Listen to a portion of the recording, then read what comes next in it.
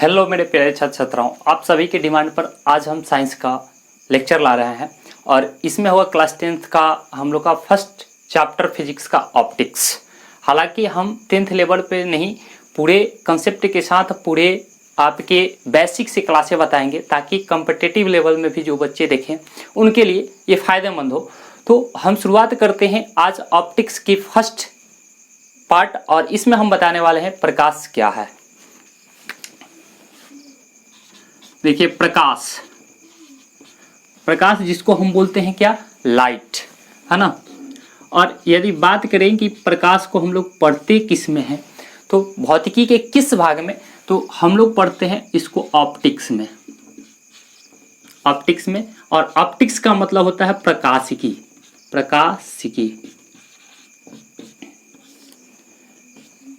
अब यदि बात करें कि प्रकाश है क्या, तो प्रकाश को कई वैज्ञानिक ने तरंग भी कहा है और कई वैज्ञानिक ने ऊर्जा ही कहा है ना। तो ऐसे हम लोग यदि इसके परिभाषा के रूप में समझें तो इसको हम लोग बोलते हैं कि प्रकाश एक ऊर्जा है जो हमारे देखने की संवेदना को क्या करता है, उत्तेजित करता है। एक डिफिनीशन हो जाएगा। दूसरा डिफिनीशन हो जाएगा, प्रकाश एक भौतिक कारण है जो हमारे दृष्टि को अनुभूति कराता है, यानी किसी चीज़ को देखने का अनुभव कराता है। यदि तीसरा हम इसका डिफिनीशन बताना चाहें तो तीसरा हम लोग का डिफिनीशन हो जाएगा कि प्रकाश एक ऊर्जा है जो तरंग के रूप में संचरित होता है। तो यहाँ तक आपको ये डिफिनीशन समझ में आ गई होगी, क्योंकि हमें लिखने में समय ज़्यादा लगता और हम चाह रहे हैं कि कम से कम समय में आपको ये सभी चीज़ें बता दें, तो आप इस चीज़ को सुनकर समझकर लिख सकते हैं। अब बात आता है कि कण और तरंग के रूप में वैज्ञानिकों के बीच कुछ ना कुछ मतभेद रहा, तो हम देखेंगे कि आखिर वैज्ञानिकों का मत क्या क्या रहा। कण और हो गया हम लोग का तरंग। कण किसने कहा और तरंग किसने कहा? सबसे पहले जो बताए थे न्यूटन, वो बताए थे कि प्रकाश कण है और ये बताए थे 1665 में। अब बात ये होता है कि यदि कहीं भी दो स्टूडेंट हो या दो व्यक्ति हो, है ना, या दो वैज्ञानिक हो, अगर आपस में रहेंगे और उसमें कोई एक व्यक्ति अच्छा करने लगे तो सामने वाले को देखकर जलन होता है। इस तरह से फंसाया जाए, उस तरह से फंसाया जाए, इस तरह से टांग खींचा जाए, किसी न किसी तरह से उसको उलझाने की काम की जाती है ना। तो यहाँ पे अब न्यूटन जो थे वो बता दिए कि प्रकाश कण के रूप में होता है। तो हाइगन्स एक वैज्ञानिक थे, उनको देखा नहीं गया कि शायद ये अच्छे खासे नाम कमा लेंगे। अब एक काम किया जाए कि इनको एक बीच में फंसा दिया जाए और इन्हें बताया जाएगा कि न्यूटन जो बोले हैं कण, ये सत्यापित करके दिखाएं कि कैसे कण होता है ना। तो उन्होंने कहा कि नहीं, हम इनको बातों को नहीं मानेंगे और न्यूटन कण को उस समय सत्यापित नहीं कर पाए थे। तो उसी समय हमारे जो हाइगेंस साहब थे वो बोले 1678 में कुछ दिन बाद कि चलिए, जब आप नहीं सत्यापित कर पाते हैं तो हम कहेंगे तरंग है। हाइगेन जो थे वो बोले कि चलिए हम अब कहते हैं कि ये क्या है, तरंग है। तो जब तरंग ये उन्होंने बता दिया, सॉरी यहाँ पे जो डाटा था 75 होगा, तरंग जब इन्होंने बता दिया तो फिर अब हुआ कि भाई न्यूटन बोले कि जब तुम भी इसको सत्यापित करके दिखाओ, तो हाइगेन भी नहीं सत्यापित कर पाए।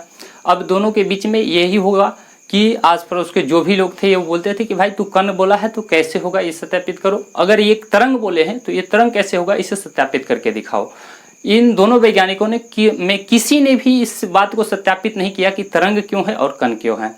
बाद बाकी फिर से वैज्ञानिकों की संख्या बढ़ती गई, सभी ने इस बात में इंटरेस्ट लेने लगा। तो हाइगेन के समर्थन में एक वैज्ञानिक है थॉमस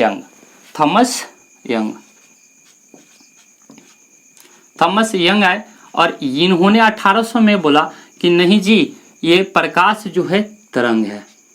क्यों? तो क्योंकि ये क्या होता है, हम लोग का सीधी रेखा में चलता है ना। उसके बाद अब प्रेशर बढ़ गया न्यूटन के ऊपर कि आखिर भाई यहाँ पे ये तो दो व्यक्ति हो गए जो बता रहे हैं तरंग है और न्यूटन अकेला थे उस समय, कि अब यहाँ पे बताइए कैसे हम इन सब के सामने सत्यापित करें कि कण है। तो इसके बीच इनके हालातों को देखते हुए एक वैज्ञानिक और है मैक्स प्लांक। 1900 में मैक्स प्लांक बोले, मैक्स प्लांक 1900 में बोले कि नाजी जो प्रकाश है वो तरंग नहीं कण है। अब फिर बात आगे बढ़ती है और बात आगे बढ़ती है, दोनों पक्ष में बराबर बराबर व्यक्ति हो जाते हैं, दो व्यक्ति इधर भी हो जाते हैं कण में, दो व्यक्ति तरंग में भी हो जाते हैं। तब फिर एक और वैज्ञानिक निकलते हैं मैक्सवेल, और मैक्सवेल जो होते हैं, मैक्सवेल ये किसके पक्ष में बातें करते हैं? तरंग के पक्ष में। और इन्होंने जो बातें किया वो कब किया? 1864 में, 1864 में। अब इधर फिर 3 से हो गए। फिर इसके बाद कण के तरफ आए तो कण के तरफ भी क्या है, एक और वैज्ञानिक आ गए, और उस वैज्ञानिक ने आया कौन सा? हम लोग का आइंस्टीन। आइंस्टीन साहब आए 1905 में और कहे कि भाई देखो, ये बताया था मैक्सवेल की प्रकाश तरंग है जो विद्युत चुंबकीय तरंग के रूप में चलती है।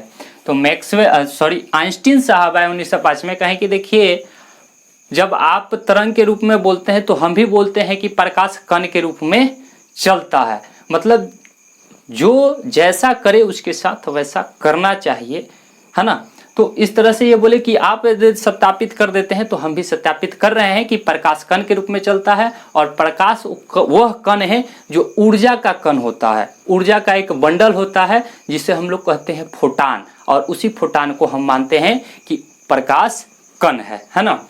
अब इन दोनों पक्षों के बीच वाद विवाद होते रहा बहुत दिनों तक। तो उसी बीच में देखिए, जब दो व्यक्तियों में बात विरोध होते रहता है तो कोई समझदार व्यक्ति आता है और बोलता है कि चलो भाई तुम्हें भी खुश कर देते हैं, तुम्हें भी खुश कर देते हैं, यदि आपके बीचों में किसी प्रकार का लालच लोभ ना हो तो आते हैं डी ब्रोगली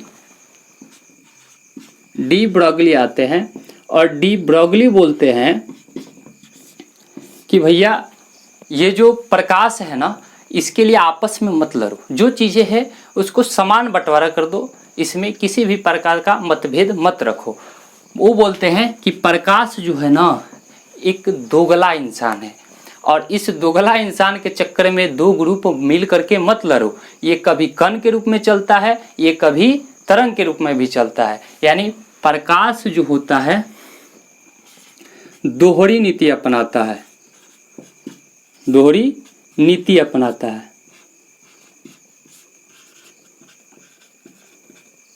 है ना। क्यों?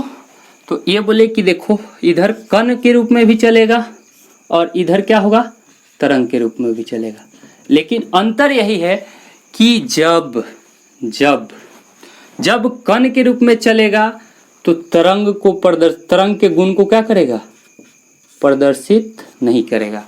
जब तरंग के रूप में चलेगा तो कण के रूप जो गुण होंगे उसे क्या करेगा, प्रदर्शित नहीं करेगा। तो भाई हुआ कि इस चीज को अब गुण क्या क्या है, कब कब कण के रूप में प्रदर्शित करेगा और कब कब तरंग के रूप में प्रदर्शित करेगा। तो ये तरंग वाले टीम बताएं कि देखिए बता रहे हैं, यदि कण है तो ये सरल रेखा पर चलता है और ये टकरा के लौटता भी है और ये किसी चीज को पार भी कर जाता है। तो कण है तो बताइए भैया कि किसी चीज पे जाएगा तो ये पार कैसे कर पाएगा। यदि कांच पे हम प्रकाश डालते हैं तो कांच को कैसे पार कर पाएगा, यदि कण होता तो टकरा कर सब वापस इधर ही रह जाता। तो इन्होंने कहा कि एक तो है कि यह सरल रेखा पर चलता है, सरल रेखा पर गमन। दूसरा है कि इसका परावर्तन, यदि तरंग ना होता तो ये मुड़ता कैसे, भाई ये मुड़ जाता है। तो परावर्तन होता है तो मुड़ता है, इसका मतलब ये क्या है, ये गुण किसका है, तरंग का है। उसके बाद आता है अपवर्तन। भाई कण है तो किसी चीज को, किसी लेंस को पार नहीं कर पाएगा, लेकिन ये पार कर जाता है तो अपवर्तन है। फिर बात आता है व्यतिकरण। फिर बात आता है हम लोग का विवर्तन। अब ये परावर्तन क्या है, अपवर्तन क्या है, व्यतिकरण क्या है, विवर्तन क्या है, ये सभी चीजें आपको नेक्स्ट वीडियो में मिलते जाएगी, है ना। तो इसके बारे में अभी हम डिटेल में चर्चा नहीं करेंगे, ताकि चर्चा करेंगे तो वीडियो लॉन्ग हो जाएगी और बेमतलब का बकवास हो जाएगा, क्योंकि आगे हमें इसे विस्तार रूप में पढ़ना है।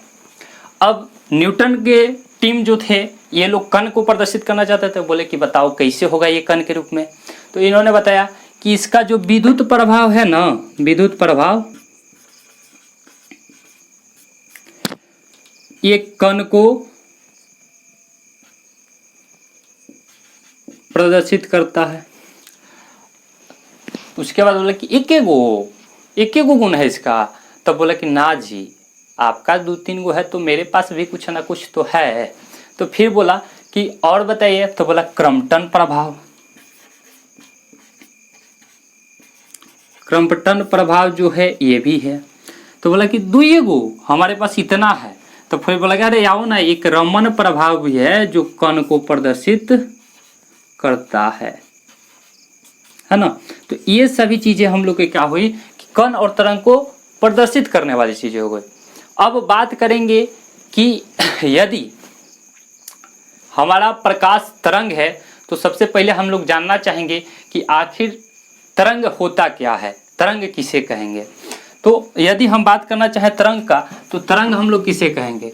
तो तरंग का मतलब होता है तरंग। तरंग का मतलब क्या हुआ कि ऊर्जा का संचरण। यदि ऊर्जा का संचरण होगा तो उसे क्या कहेंगे हम लोग, तरंग कहेंगे। समझ में आया होगा आपको, ये मेरा पूरा विश्वास है, पूर्ण विश्वास है। तो ऊर्जा का संचरण हो तो उसे क्या कहेंगे हम लोग, तरंग कहेंगे। अब बात यहाँ बिगड़ता है कि भाई ये ऊर्जा का तो संचरण हो गया,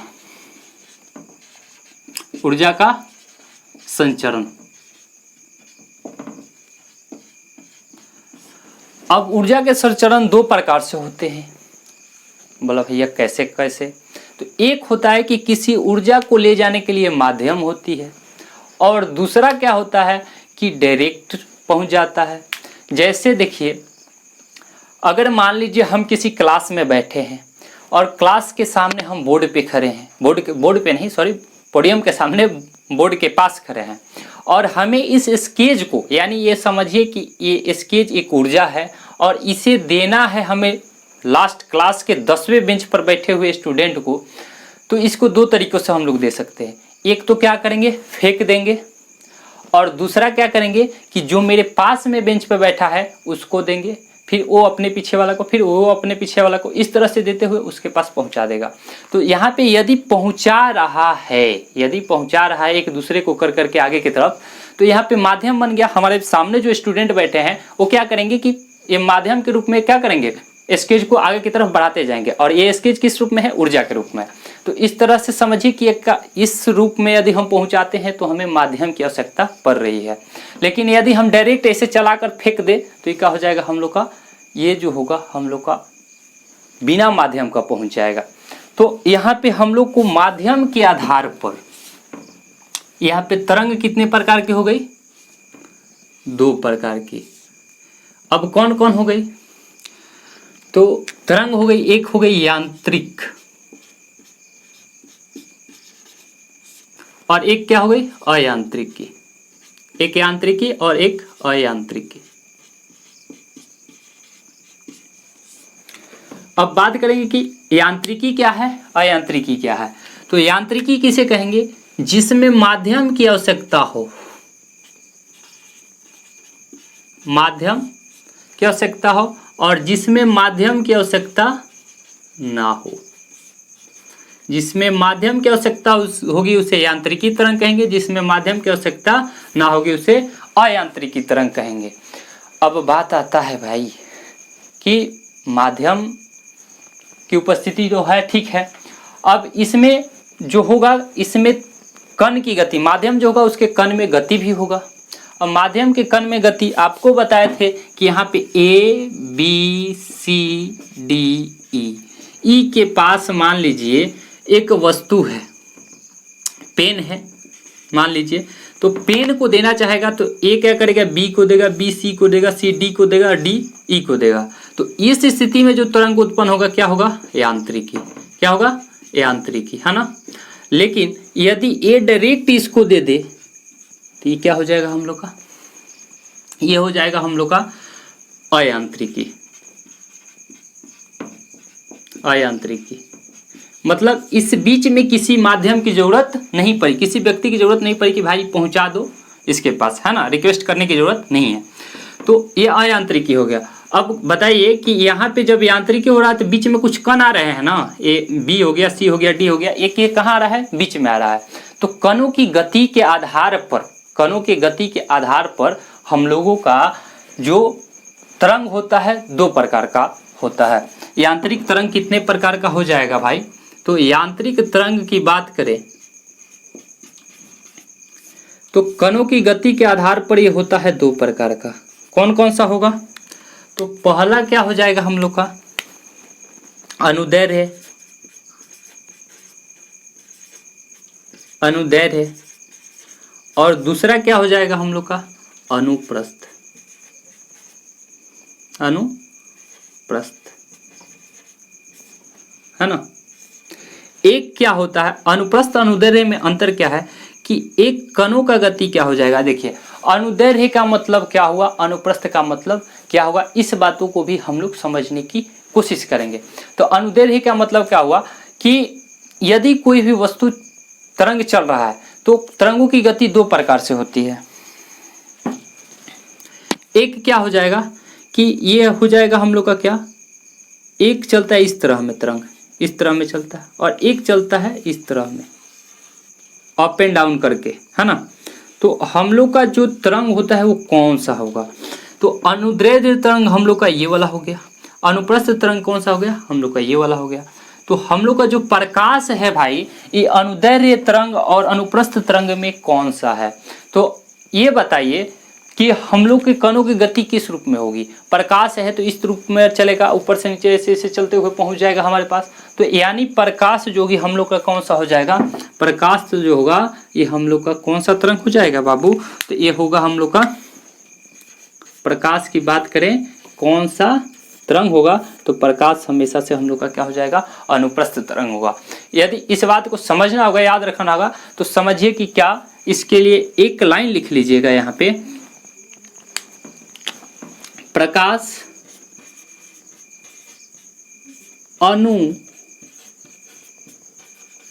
के साथ प्रस्थान कर गया, प्रस्थान कर गया, यानी प्रकाश अणु को लेकर भाग गया, यानी प्रकाश अनुप्रस्थ कर गया।